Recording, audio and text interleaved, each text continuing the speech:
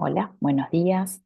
Soy la doctora Stephanie Viroga, soy docente de farmacología y hoy vamos a tener una clase sobre las generalidades de los medicamentos utilizados en oncología. Lo primero a contarles es que en este curso de farmacología clínica pensados para posgrados de oncología, ¿por qué? Porque este curso, y nosotros creemos que la farmacología clínica es la ciencia de los medicamentos y sus usos, que actúa como un nexo entre la práctica clínica y la ciencia del laboratorio. Entonces creemos que este, hay algunos temas que están buenos verlos desde esta unión.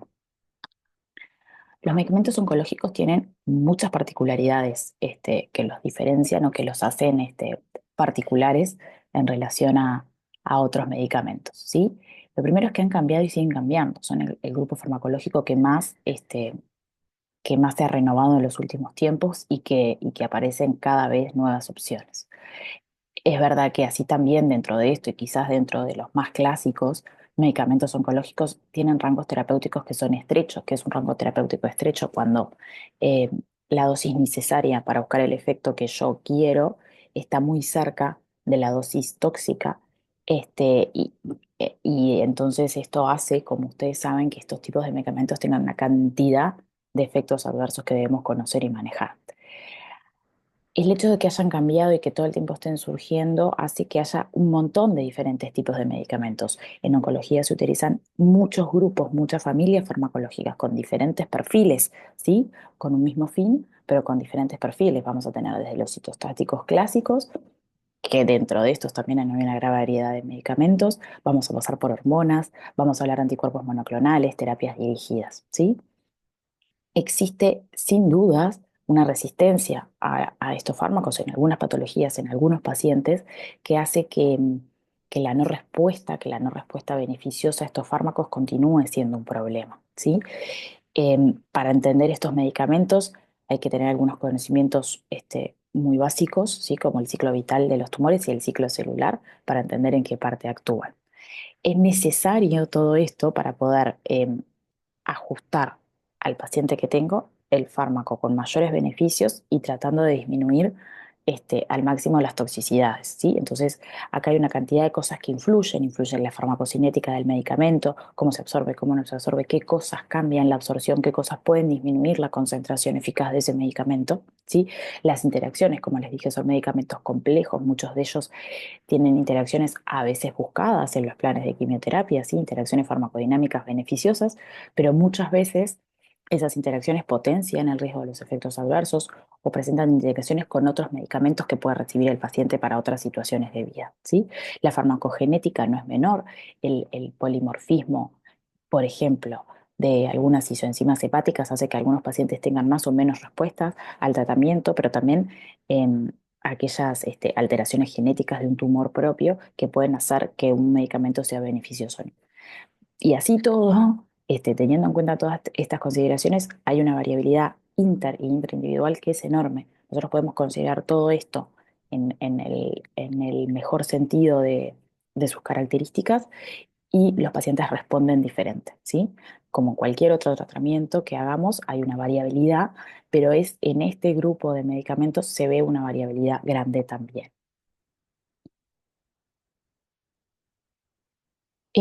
Cuando uno trata de pensar cómo clasificar los medicamentos oncológicos, hay muchas clasificaciones, ¿sí? Depende del libro que uno lea. Esta es una clasificación bastante clásica, por así decirlo, y la que usan los libros de farmacología, que es como en tres grandes grupos: los citotóxicos, los tratamientos dirigidos y la hormonoterapia. Dentro de los citotóxicos tenemos los alquilantes y los complejos de coordinación con platino, los antimetabolitos y el subgrupo que podríamos llamarlo productos naturales, donde tienen fármacos que dañan los microtúbulos, los taxanos y antibióticos. Los tratamientos dirigidos, más nuevos, dos grandes grupos, los anticuerpos monoclonales y las pequeñas moléculas, y después la hormonoterapia, es decir, el uso de hormonas para cánceres hormonodependiente, la mayoría de ellos tratando de regular en menos el eje hormonal que propicia el desarrollo del tumor. Esta es otra que va más, más fino, digamos, si ven ustedes acá, tenemos las terapias estas dirigidas, ¿sí? Y acá muchas clasificaciones se superponen, ¿no? Acá lo que vemos es que tenemos moléculas sintéticas y medicamentos biológicos. Las moléculas sintéticas son las que se desarrollan químicamente a modo de síntesis y las biológicas son las que se desarrollan a través de un producto biológico, ¿sí? Puede ser utilizando algún ser vivo para la reproducción de ese medicamento. Esos son los medicamentos biológicos, ¿sí? Se pueden usar hongos, se usan células animales, se replica, se utilizan virus, ¿va? Entonces, esto para diferenciar que dentro de todos los grupos vamos a tener medicamentos de síntesis y medicamentos biológicos. Ven ustedes ahí, por ejemplo, que las vacunas, las células CAR son biológicas, ¿sí? Pero después, dentro de las terapias dirigidas, tenemos algunas de síntesis y otras biológicas. Los anticuerpos monoclonales son biológicos, ¿sí? El rituximab es un medicamento biológico, ¿sí? Pero moléculas dirigidas como el, el everolimus, que inhibe el emetor, es una molécula pequeña dentro de las terapias dirigidas, pero es un medicamento de síntesis, ¿sí? Entonces acá se empiezan a superponer características. ¿Qué otra cosa particular tienen los medicamentos oncológicos? Ustedes ven ahí arriba la fase de desarrollo clásica de los medicamentos, ¿sí? Una fase preclínica y después la fase clínica con la fase uno, 2 y 3 y después el registro y más o menos los tiempos que lleva cada etapa y cómo van entrando moléculas que van quedando por el camino. Pero en oncología se da una particularidad que muchas veces se da una urgencia en la aprobación, ¿sí? Estas fases se acortan en el afán de conseguir un nuevo medicamento oncológico que sirva para algunas situaciones en las que hoy haya un nido o que no lleguemos a tener una buena terapéutica, ¿sí? Entonces se aceleran estas etapas. Es para esto, para mejorar la sobrevida y la calidad de vida, teniendo un acceso precoz, pero es verdad que ese acceso precoz, quizás cuando este medicamento sale al mercado, son estudios más pequeños, aún hay incertidumbres, eh, y no conocemos tanto de ese medicamento cuando se aprueba de esta forma. Así estos problemas de la evidencia en oncología, hay 1000 papers que lo cuantifican, ¿no? Fíjense ustedes, por ejemplo, del 2000 al 2016 hubieron 31 medicamentos aprobados, oncológicos, con información sobre mejoría en la sobrevida, ¿sí? 19 de ellos, lo único que marcaban era una sobrevida de 3 meses y en 30 de 6 meses, ¿sí? Es decir, se utilizan variables eh, endpoint que lo único que muestran es a corto tiempo, porque en esa aprobación tan urgente no sabemos a más largo plazo qué pasa, ¿sí? Hay sesgos de los estudios porque muchas veces este, falta aleatorización, el beneficio no es significativo, como dijimos, en la sobrevida, a veces el brazo control no es el óptimo, cuando se hacen crossover hay errores, hay sesgos de los estudios, como las variables subrogadas, no siempre se usan una variable dura. Muchas veces estos trabajos, estos ensayos clínicos, obviamente son desarrollados por la industria, quien es que quiere llevar a la comercialización del medicamento, entonces fija variables que quizás no son las recomendadas para una situación en particular. Hay muchos estudios de no inferioridad, el estudio de no inferioridad es de menor eh, validez interna que un estudio de superioridad, pero permite hacer estudios más pequeños y en menor corto plazo. Y esto lo único que quiere decir es que lo nuevo no es inferior a lo viejo, pero no dice que lo nuevo es mejor que el viejo o el prototipo que se está probando. Otra particularidad es que hablamos de medicamentos de alto precio muchas veces, no de alto costo, sino de alto precio. El costo de los medicamentos no lo conocemos, nosotros lo que conocemos es el precio que fija el propietario de la molécula. ¿Sí? Para definir alto precio son aquellos medicamentos cuyo precio es igual o superior al 40% del ingreso de un hogar donde existe un usuario que lo requiere. Hay otra definición que pone que los MAP son aquellos cuyo costo directo anual sea superior al PBI per cápita.